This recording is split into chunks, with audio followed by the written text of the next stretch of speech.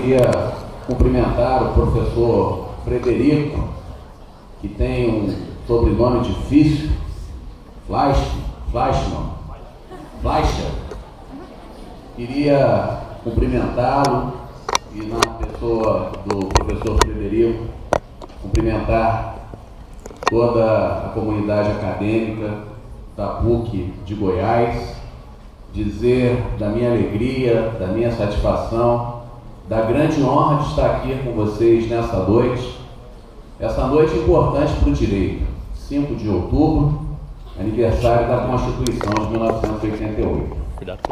Essa data, para alguns, está passando meio que desapercebida, mas não é o caso aqui da PUC de Goiás. E o professor Frederico, junto com os demais professores que compõem o corpo docente dessa tradicional Faculdade de Direito, tratou então de organizar um evento, uma conferência, que trata exatamente das questões que envolvem os direitos humanos e que, portanto, estão em plena sintonia com aquilo que foi concebido há 29 anos atrás, quando da elaboração da Constituição Brasileira de 1988. De modo, professor Frederico, muito obrigado por esse momento, esse auditório repleto, lotado, num dia como hoje, de estar aqui participando desse momento com a instituição, com os alunos, com os professores, numa data tão festiva e importante para nós que somos do direito. E quando me foi feito esse convite, e preciso registrar também que, nesse caso, houve uma parceria da editora Saraiva para que eu estivesse aqui, e na editora Saraiva eu tenho 3 livros publicados. Tenho 52 livros no total, mas na Saraiva eu tenho 3 livros. 2 deles estão aqui. É o curso de Direito Internacional Público, que está na 11ª edição. Felizmente, e graças aos professores e aos alunos, é o livro mais vendido hoje no Brasil, de Direito Internacional Público.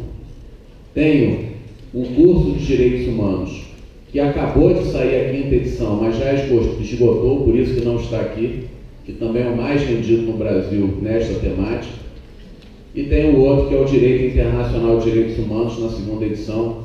Portanto, esses 2 estão ali. O professor Frederico já disse que ao final vai fazer o sorteio. E quando fui convidado para falar desse evento, eu pensei exatamente em tratar de um assunto que, de certo modo, congregasse. Eu vou mais ou menos prever aqui o horário, de repente falar aqui umas 3 horas, né? Tá bom? Demais, né? Brincadeira. Um assunto que pudesse, então, retratar um pouco disso que eu venho produzindo aqui junto à editora Saraiva. Ou seja, reunir as questões do direito internacional e dos direitos humanos, que na verdade são essas 3 obras que eu tenho com esta editora. E eu pensei exatamente em apresentar essa abordagem dos direitos humanos na ordem jurídica internacional como grande tema da globalidade e alguns desdobramentos na ordem constitucional brasileira. Eu não poderia deixar, principalmente na noite de hoje, de trazer algumas questões que foram postas na Constituição de 88, a partir exatamente de toda essa movimentação que foi produzida no plano internacional. Eu devo dizer, embora eu tenha aqui uns slides para facilitar um pouco também essa nossa conversa, que eu tenho todo o prazer também de disponibilizar para vocês, é que é importante nós resgatarmos um pouco também dessas questões que envolvem o direito internacional. Eu, na época que fiz a minha faculdade de Direito, e já se vão alguns anos, o direito internacional era algo meio que imprestável. Pegava o professor de direito civil, de direito penal, de qualquer coisa, colocava a disciplina, sexta-feira, no último tempo, era o direito internacional. Era uma matéria que não tinha uma importância naquele momento no cenário brasileiro. E o que nós percebemos é exatamente uma mudança bastante significativa. Hoje nós temos programas de pós-graduação lá do estrito senso que tratam exatamente das questões internacionais, porque vivemos uma realidade completamente diferente. E esse assunto dos direitos humanos, ele precisa ser tratado também na perspectiva do direito internacional. E hoje nós podemos dizer que temos um direito internacional dos direitos humanos. E aí eu poderia lançar como a primeira pergunta para esse auditório, de qual o motivo, então, de termos uma proteção internacional dos direitos humanos? Alguém aqui pode arriscar uma resposta? Por que existe um sistema de proteção internacional dos direitos humanos, afinal de contas? Qual seria a razão? O que você acha? Você que está aqui no gargarejo. Alguma ideia? Por que é importante que exista um sistema de proteção internacional dos direitos humanos? Nunca mais vocês vão esquecer isso. Quem é o maior violador dos direitos humanos? Quem é o maior violador dos direitos humanos? O homem não. Alguém falou aí no meio. O Estado. O Estado é o maior violador dos direitos humanos.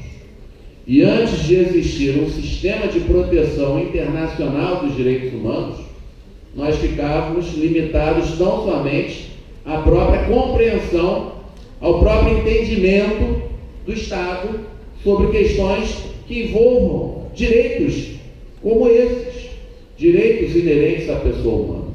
E por isso que hoje nós temos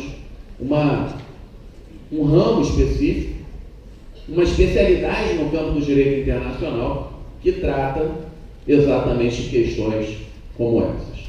Então, no primeiro momento, eu quero colocar algumas questões gerais para que nós possamos ter uma compreensão de como que se deu esse processo que corresponde à proteção dos direitos humanos no plano internacional, para que depois, então, façamos uma breve análise de como isso se apresenta no plano interno, portanto, no plano doméstico.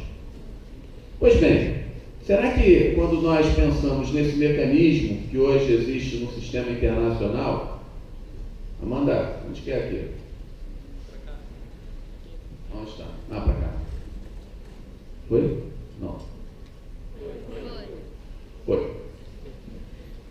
Será que quando a gente pensa nesse sistema internacional, será que o indivíduo ele já figurava como um sujeito de direito internacional? A resposta é não. A sociedade internacional, da forma com que ela foi constituída, ela se apresentou até a segunda metade do século XX, daqui a pouco eu vou identificar isso melhor para vocês, como uma sociedade que contemplava tão somente os estados nacionais. A sociedade internacional, ela produzia um diálogo entre estados. Era uma sociedade eminentemente interestatal. Se hoje nós identificamos vários protagonistas no cenário internacional, como as organizações internacionais, as empresas, os indivíduos, essa mudança ela se deu após a Segunda Grande Guerra Mundial. Então, o diálogo existente no plano internacional é um diálogo de estados. E nesse sentido, o direito internacional ele se apresenta exatamente como direito responsável para regular as relações jurídicas entre estados. Mas aí o primeiro questionamento talvez que possa surgir é de quando então teria surgido essa sociedade internacional que nós estamos inseridos. E normalmente nós temos uma certa dificuldade quando começamos a discutir o direito internacional na compreensão de uma ordem jurídica diferente dessa que nós estamos inseridos. Então nós temos uma ordem jurídica interna, a ordem jurídica do Estado brasileiro, e nós temos também uma ordem jurídica internacional, que abarca todos esses protagonistas. Uma sociedade em que nós temos vários protagonistas, sendo certo que o principal deles, exatamente porque se apresentam como sujeitos originários ou primários, são os próprios estados. Então, no primeiro momento, essa sociedade internacional, ela se apresenta como uma sociedade de Estados. E aí a primeira pergunta, talvez, que nós possamos fazer em relação a isso, é de quando teria, então, surgido essa sociedade internacional. Ora, se nós estamos falando de uma sociedade internacional, nós temos que levar em consideração exatamente o aspecto de que, pelo menos, devemos identificar 2 ou mais estados, na medida em que nós vamos ter conflitos que são produzidos exatamente a partir dessa realidade. E, naturalmente, se nós estamos falando numa sociedade em conflitos, nós devemos também pensar no direito que a regula. Então, nós temos aí a figura do direito internacional público. Quando teria, então, surgido essa sociedade internacional? O negócio está muito louco. Aí, bom, existem alguns indicadores, e aí nós temos a primeira fonte segura, né, o Tratado de Kadesh, que teria sido um tratado internacional firmado em 1280 a 1272 a.C., entre Hatshepsut III e Ramsés II, o rei dos hititas e o faraó do Egito, relacionado exatamente a questões de paz, de extradição, de comércio, de modo que essa estrutura internacional, ela se apresenta desde a antiguidade. Mas é óbvio que quando nós pensamos no direito internacional, associando principalmente as questões dos Estados, nós vamos levar em consideração a própria formação do Estado Nacional. Então, o Estado Nacional, ele vai se apresentar na transição da Idade Média para a Idade Moderna, e aí nós vamos encontrar alguns marcos teóricos também para a compreensão do Estado e, principalmente, um dos elementos constitutivos do Estado que se apresenta de uma forma bastante interessante no cenário internacional, que é a questão da soberania. E aqui, mais um dado importante na compreensão do estudo do direito internacional, que foi a Paz de Westfália, celebrada, então, em 1648, quando define exatamente os contornos da própria questão da soberania estatal. Pois bem, observe que nesse primeiro momento, então, nós estamos tratando apenas do Estado. O Estado, ele se apresenta como o único sujeito internacional, como eu já adiantei aqui para vocês, até a primeira metade do século XX. E a doutrina, ela, de alguma forma, fomentou também uma mudança desse comportamento e desse paradigma do diálogo existente tão somente entre Estados soberanos. Existem aqueles que são os fundadores do direito internacional, como Vitória, Grotius, Soares, que começam a teorizar sobre a necessidade de se estabelecer uma mudança de comportamento dos Estados nacionais para que passem também a admitir o indivíduo como um protagonista importante. Mas, nesse momento ainda, adotava-se a ideia do positivismo estatal e, portanto, uma exclusão da compreensão do indivíduo como um sujeito de direito internacional. Essa ideia da personificação do Estado poderoso, inspirada na filosofia de Hegel, ela permaneceu até o século XX. E aí, nós, quando começamos a identificar as mudanças que são produzidas no plano internacional em relação ao indivíduo, é que nós vamos, então, identificar 3 vertentes de proteção internacional da pessoa humana. E aí eu começo a entrar mais agora na questão do direito internacional dos direitos humanos. Pois bem, quando nós pensamos nessa mudança que se estabelece da compreensão do Estado de uma forma absoluta no cenário internacional e passa a ter também o indivíduo, é claro que essas mudanças elas foram acontecendo de maneira gradativa. E quando nós pensamos na proteção internacional do indivíduo, nós devemos levar em consideração 3 aspectos. O primeiro deles, do direito internacional humanitário, também chamado de direito internacional dos conflitos armados. O segundo momento, o direito internacional dos refugiados, que agora é um grande tema que está sendo discutido também, por motivos que todos aqui conhecem, porque acompanham, inclusive, nas mídias sociais, na televisão, nos jornais, etc. E o terceiro momento é o do direito internacional dos direitos humanos, que é o que nós vamos também conversar um pouco mais nessa noite. São etapas exatamente para que se chegasse a essa mudança de paradigma ao inserir o indivíduo como um sujeito de direito internacional. E o primeiro momento, então, foi aquele ali, Batalha de Solferino. Foi uma batalha envolvendo tropas austríacas e franco-sardenhas, onde aproximadamente 300 mil soldados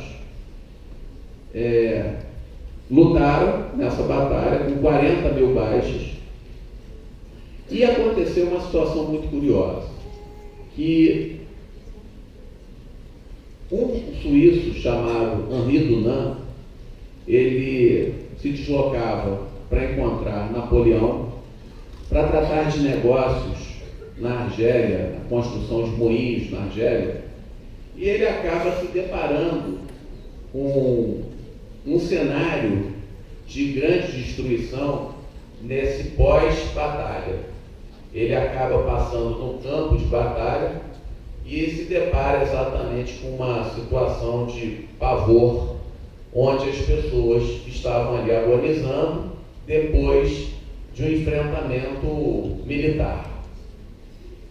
Ele, sensibilizado, não pôde fazer muita coisa. Quando retorna para a Suíça, ele escreve uma obra chamada Lembranças de Solferino. Lembranças de Solferino é um livro que retrata exatamente esse momento que ele presenciou, Batalha de Solferino. E na Suíça, então, ocorre uma grande comoção e algumas pessoas, então, começam a dialogar na necessidade de criar um mecanismo de atendimento a essas pessoas que se envolvem em conflitos armados. Dunant e mais essas 4 pessoas, então, no ano de 1862, acabam por criar o Comitê Internacional de Socorro aos Militares Feridos, que logo no ano seguinte adota 10 resoluções que vão tornar-se ali a base do movimento humanitário. Já no ano de 1876, houve uma mudança do nome, criando-se o Comitê Internacional da Cruz Vermelha. O Comitê Internacional da Cruz Vermelha, portanto, é o grande responsável pela difusão do direito internacional humanitário, e essas normas de proteção ao indivíduo, elas se apresentam em situações excepcionais, em caso, portanto, de conflitos armados, de combatentes, de feridos, de enfermos, de bens afetados. Todos aqui certamente já viram em televisão, em filme, o símbolo que identifica exatamente essa ação humanitária, que é a Cruz Vermelha, ou o Crescente Vermelho, ou a Estrela de Davi Vermelha, porque em alguns países passou-se a adotar um símbolo diferenciado exatamente por conta da religião, que associa-se à cruz, que não tem nada a ver com a cruz de Cristo, mas para evitar problemas religiosos são utilizados outros símbolos. Então ali, nesse momento, portanto, final do século XIX, é que nós começamos a ter a primeira experiência sobre normas internacionais de proteção ao indivíduo. E logo depois, então, a situação dos refugiados. Seria então a segunda vertente, que vai ter início especialmente a partir do final da Primeira Guerra Mundial, com a criação da Liga das Nações, ou Sociedade das Nações, e a nomeação para o Alto Comissariado sobre os Refugiados de Nansen, que vai estabelecer exatamente a criação de um órgão que seja responsável exatamente pelo deslocamento de pessoas de um país para outro. Então ali começa a se estabelecer também uma mudança em relação não apenas à questão dos conflitos armados, mas também em relação aos refugiados. E depois, a questão que envolve o direito internacional dos direitos humanos, a grande mudança que se estabelece no campo internacional. A ONU inaugura um novo marco no campo das relações internacionais. E, a partir do momento que se estabelece em 1945, a estrutura internacional ela começa também a ser modificada. A sociedade internacional ela passa a ser uma sociedade aberta, universal, paritária, e a ONU ela passa a levar em consideração alguns aspectos para o seu funcionamento, como, por exemplo, a questão que envolve a paz e a segurança internacional, a cooperação entre os Estados e, principalmente, também a questão que envolve a proteção dos direitos humanos. Nós podemos, então, chegar a um entendimento desde logo, que é aquele ali. Se a Segunda Grande Guerra Mundial ela se apresentou como um marco de ruptura dos direitos humanos, o pós-guerra, com a criação das Nações Unidas, serviu exatamente o marco da reconstrução. E por que essa reconstrução, então? Nós vamos encontrar isso logo no preâmbulo da Carta da ONU. A Carta da ONU, como qualquer outro tratado internacional, é constituído por um preâmbulo e por uma parte dispositiva. E nesse preâmbulo, houve um chamamento por parte dos Estados nacionais sobre a necessidade exatamente de preservação das gerações vindouras do flagelo da guerra.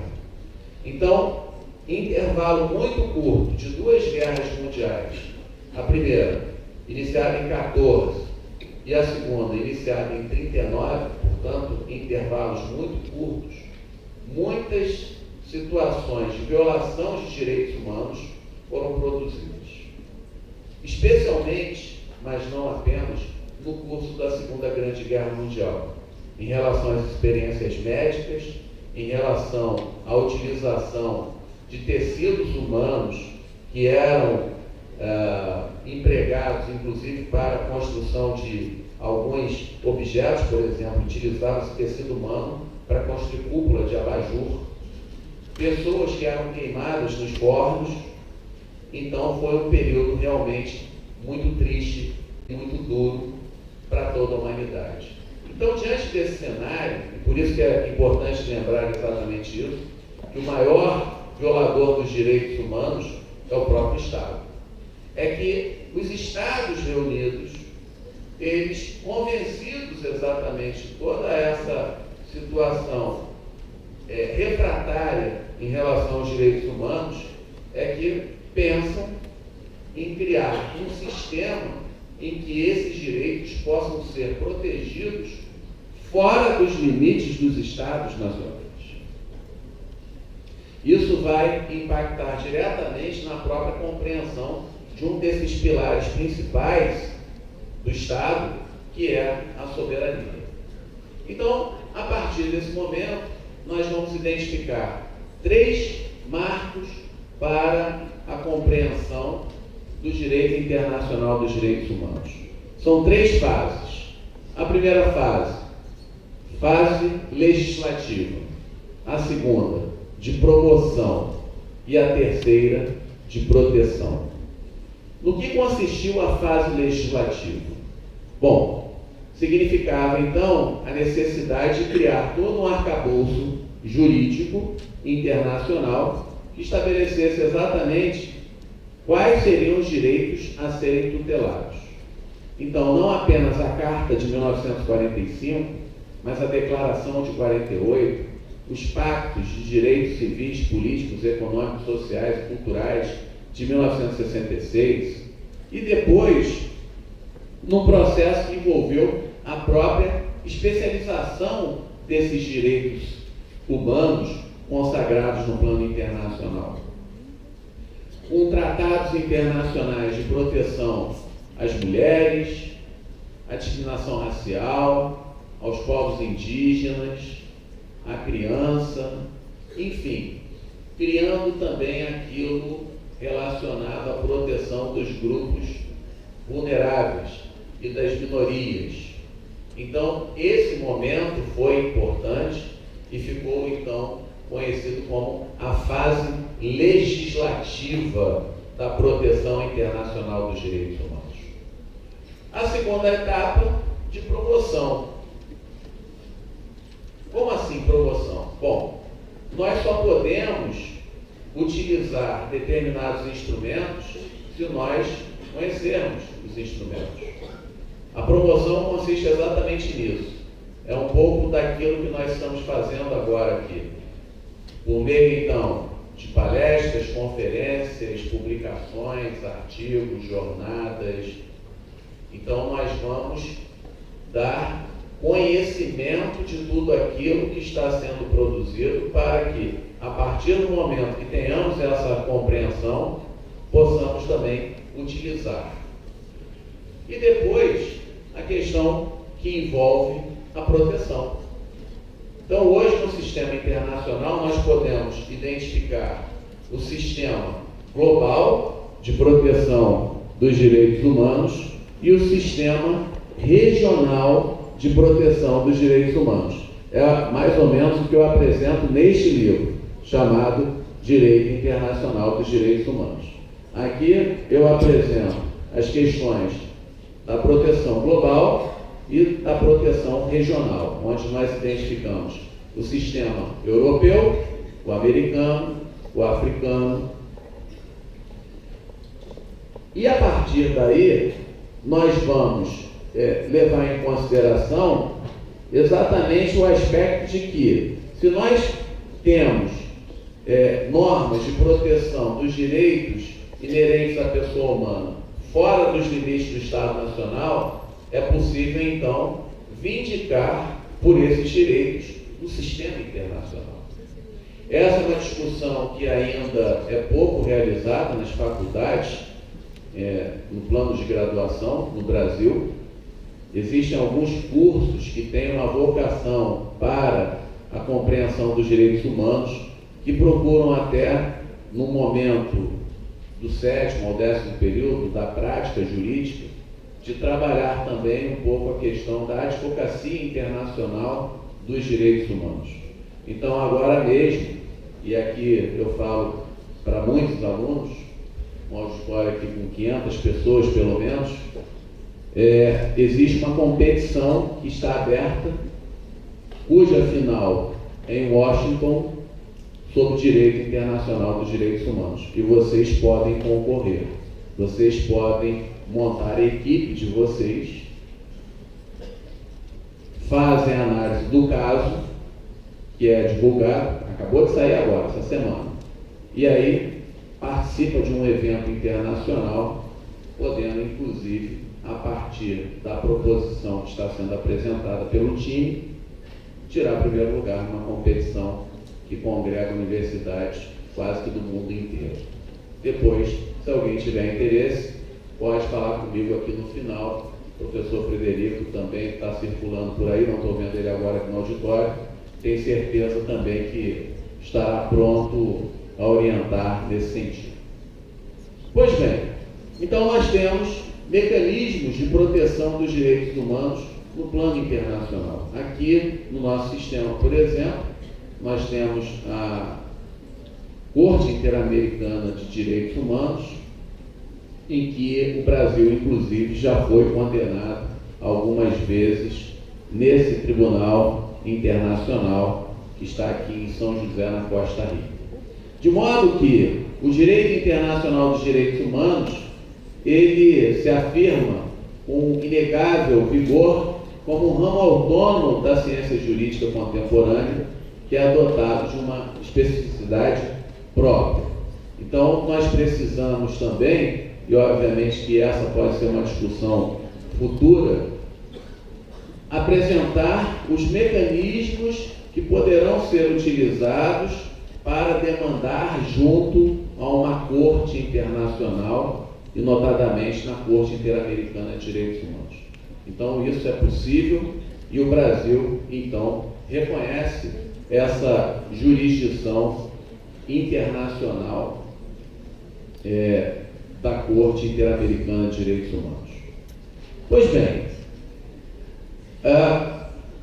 a partir, então, desse sistema internacional, nós vamos perceber exatamente as mudanças que são produzidas no plano interno dos Estados nacionais.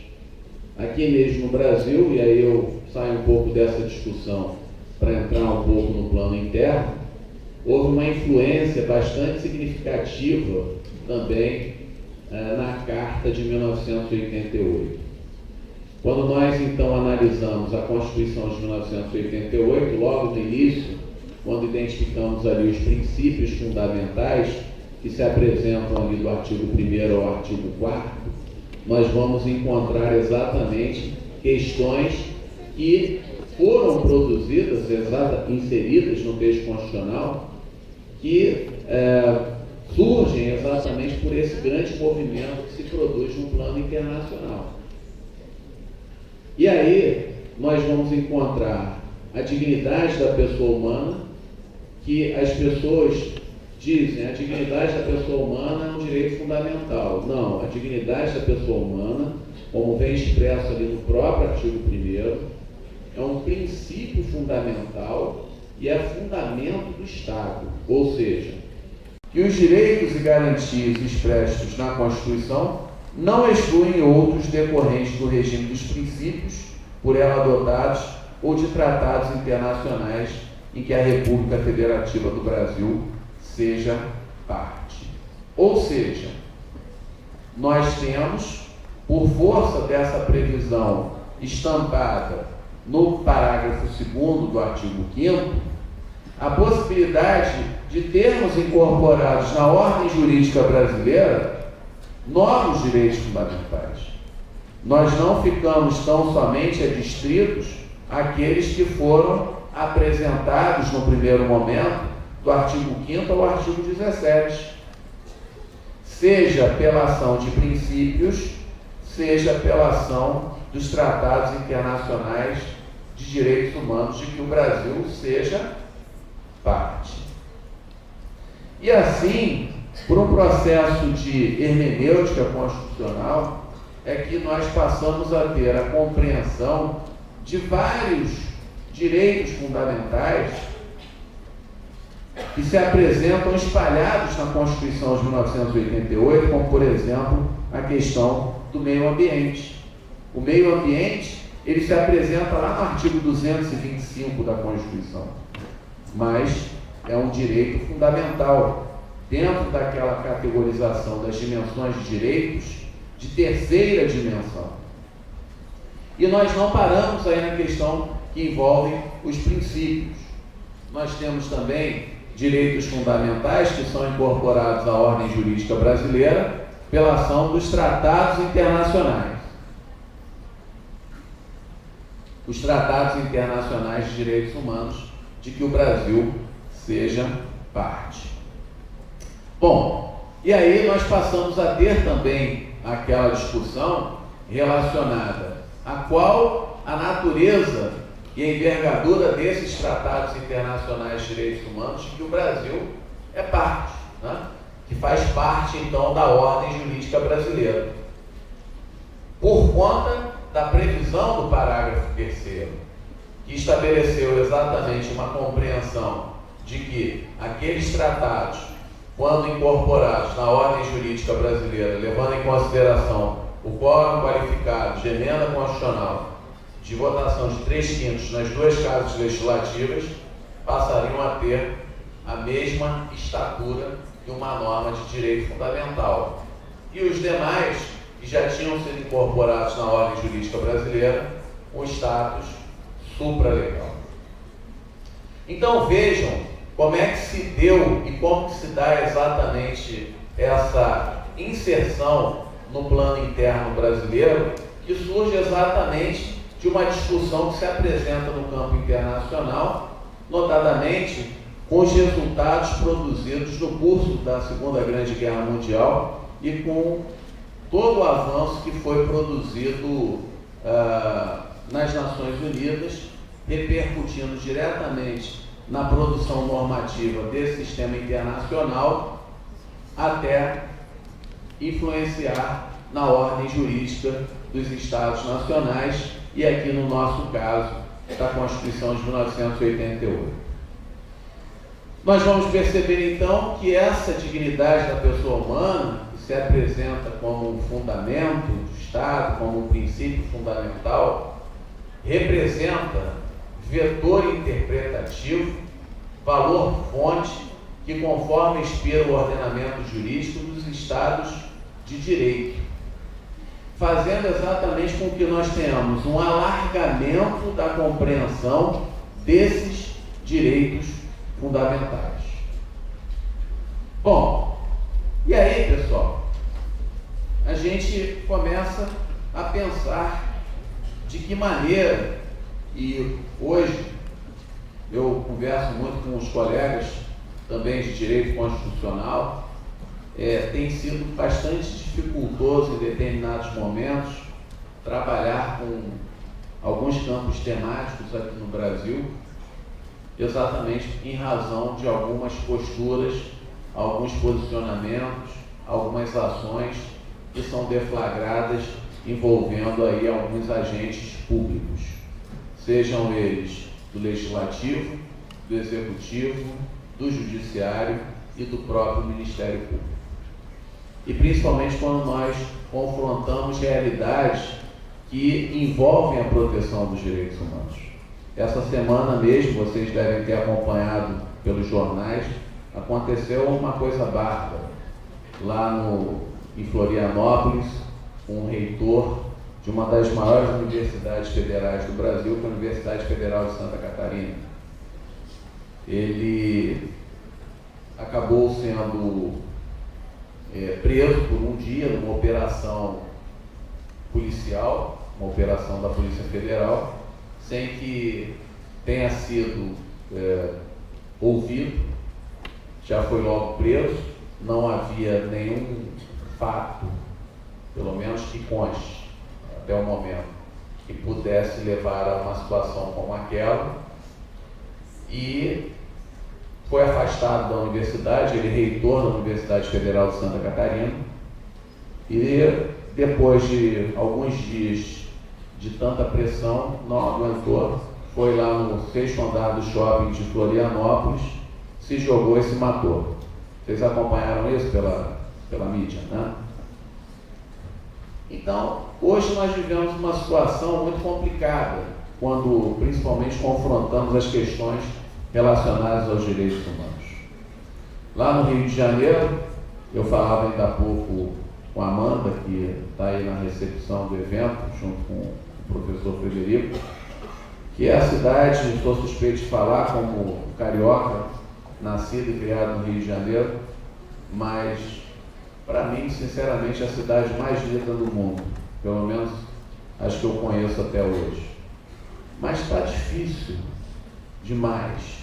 Vocês também devem estar acompanhando nas mídias o problema que tem acontecido na maior comunidade da América Latina, que é a favela lá da Rocinha, em que houve a mobilização de tropas federais e para tentar garantir direitos que estão previstos na Constituição de 1988. Então hoje nós vivemos uma situação muito difícil também na questão relacionada aos direitos humanos, seja pelo comportamento que é adotado por alguns agentes públicos e órgãos públicos, seja pelo comportamento que também vem sendo desenvolvido pela própria sociedade brasileira de um modo geral. E aí, às vezes, a gente fica perguntando assim, será que esses problemas relacionados aos direitos humanos, eles se apresentam tão somente a partir de uma mera declaração formal em textos solenes? Quer dizer, será que esses problemas que nós poderíamos aqui passar horas lembrando de problemas do Rio de Janeiro, de São Paulo, de Goiás, de Minas Gerais, de Brasília, que está aqui do lado, né? Aí fica muito fácil, inclusive. A partir do momento que nós tenhamos uma mudança que venha a ser inserida num texto solene, seja ele produzido no plano interno ou no plano internacional. Essa semana eu estava conversando com os meus alunos em sala de aula, e aí uma aluna dizia assim, mas professor, nós temos os instrumentos que estão previstos na Constituição para dar efetividade ao direito. Aí eu falei, é verdade. A Constituição de 1988, ela foi muito pródiga em relação aos direitos fundamentais e na garantia desses direitos. Porque não adianta absolutamente nada se nós falarmos em direitos e não falarmos em garantias. Mas em determinados momentos, a situação fica tão complicada e existem alguns estados da federação que estão falidos. O meu estado, vocês devem estar acompanhando, não se paga aos servidores. Os servidores públicos do estado do Rio de Janeiro, eles não recebem salários, como também não recebe salário lá no Rio Grande do Sul. Então a situação lá no Rio de Janeiro, por exemplo, é calamitosa. Servidores públicos fazem filas agora todos os meses para receber cesta básica da Associação de Servidores, exatamente porque não tem salários. Imagine a situação do estado do Rio de Janeiro. Não estamos falando de qualquer estado. Vejam o que aconteceu no Rio de Janeiro e certamente que agora, com uma série de ações que estão sendo desenvolvidas no Brasil, nós conseguimos identificar muitas coisas de uma forma muito clara agora. E aí me refiro particularmente, nesse momento, à situação do Rio de Janeiro, mas que também não deixa de ser um retrato do Brasil. E aí você vai, invoca exatamente esses direitos que estão previstos em textos solenes, em documentos internacionais, na Constituição de 1988, e utiliza dos instrumentos que são postos à disposição do cidadão para tal. Ação popular, mandado de segurança, enfim. E num dado momento, mesmo tendo a tutela jurisdicional do Estado, você não tem o atendimento daquela necessidade básica e fundamental que é necessária para aquele indivíduo. É o que tem acontecido também. Você vai buscar atendimento médico, não tem a vaga, vai até o judiciário, consegue uma liminar, quando chega lá para dar cumprimento à ordem judicial, aí o Estado, a administração diz assim, olha, tudo bem, mas eu não tenho leito. Eu tenho 30 leitos aqui e tem 100 pessoas aí fora aguardando atendimento. O falido Estado do Rio Grande do Sul também, nós podemos usar hoje o Rio de Janeiro e o Rio Grande do Sul como exemplos negativos. Essa semana mesmo veiculava uma reportagem, muito provavelmente alguns aqui acompanharam também, de como está sendo realizada a prisão de detentos naquele estado. Não tem espaço físico. Então as pessoas estão presas dentro de viaturas policiais. E aí o que tem que fazer o juiz, então? Tem que mandar soltar. Porque como é que vai ficar preso dentro de uma viatura ou nos corredores? Então nós temos um problema muito sério em relação à efetividade de direitos. Não basta tão somente declarar e enunciar direitos em textos solenes. Nós precisamos também dos mecanismos para efetivá-los e, sobretudo, que tenhamos também uma mudança de comportamento da própria sociedade brasileira para que esses resultados eles apareçam. Quando eu coloco aqui o trecho de Carlos Drummond de Andrade, que as leis não bastam, os lírios não nascem da lei, é exatamente por conta dessa percepção que muitas pessoas têm de que simplesmente o fato de estabelecer uma previsão normativa, essa previsão normativa ela vai ser suficiente para transformar coisas, pessoas, lugares e circunstâncias. Nós precisamos sim da previsão normativa. Nós precisamos sim da previsão desses direitos que estejam devidamente declarados nos textos solenes, bem como os mecanismos para efetivá-los. Mas precisamos também, enquanto parte integrante dessa sociedade, desse sistema, fazer com que as nossas ações, os nossos atos, os nossos comportamentos reverberem também nos diversos campos do Estado brasileiro. Porque senão nós não teremos os resultados que esperamos na concretização e na efetividade de direitos. Nesses 29 anos da Constituição, eu gostaria de repente, deixar uma mensagem um pouco mais otimista. Mas, infelizmente, nós temos uma situação de 29 anos, de um grande avanço, é verdade, mas de uma série de denegação de direitos que foram colocados pelo próprio Estado, mas que depende também bastante do comportamento que nós venhamos a adotar enquanto cidadãos. Ou seja, a Constituição impõe também esse papel para todos nós, que não sejamos apenas meros espectadores, mas que nós possamos ter a compreensão, o conhecimento e possamos nos apresentar como sujeitos ativos, como protagonistas, como pessoas que podem, de fato, implementar uma mudança. E quem sabe, a partir, inclusive, de tudo isso que a gente está vendo no nosso país, daqui a um ano, quem sabe, quando estivermos aí completando os 30 anos da Constituição brasileira, tenhamos muito mais motivos para comemorar.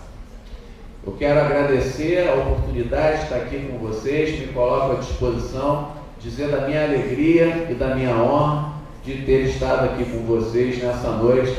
Estão ali os meus contatos, para quem quiser depois manter relações comigo, vai ser muito bom. Um grande abraço, muito obrigado.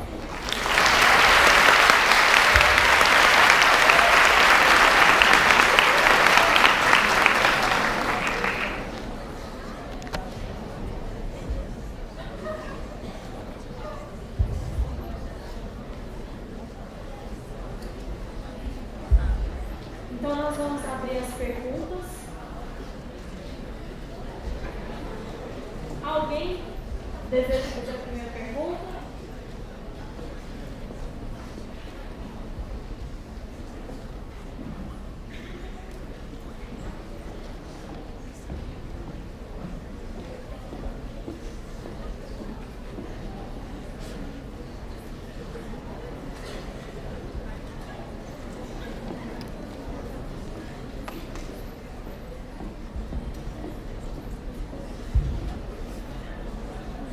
Vamos fazer o seguinte, a gente já vai para o sorteio.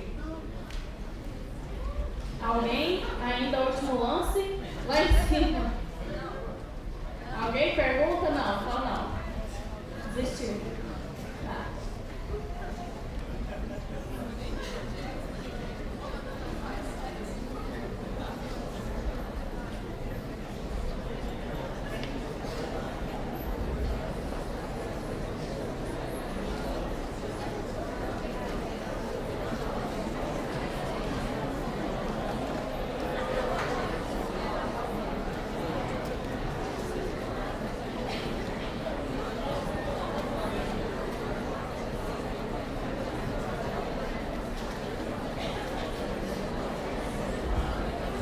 Gente, só um instante. Só estamos organizando porque o sorteio será eletrônico. Então é só questão de tempo. Eu estou te vendo aí em cima e já podemos começar? Vamos lá.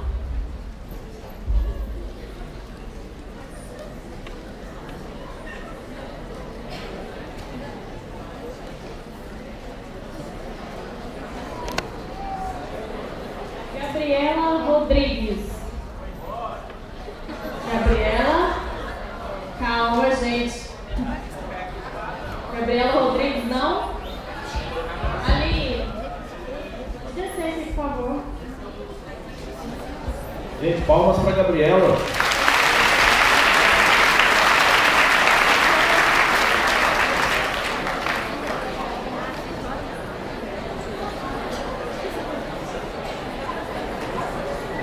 Temos mais um livro para sortear, hein?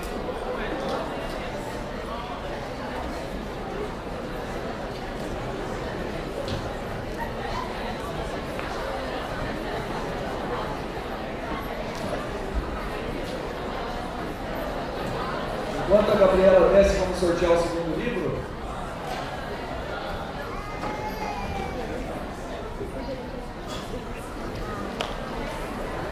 Jéssica Rodrigues. Jéssica, ali, a Jéssica está aqui. Palmas para a Jéssica, então.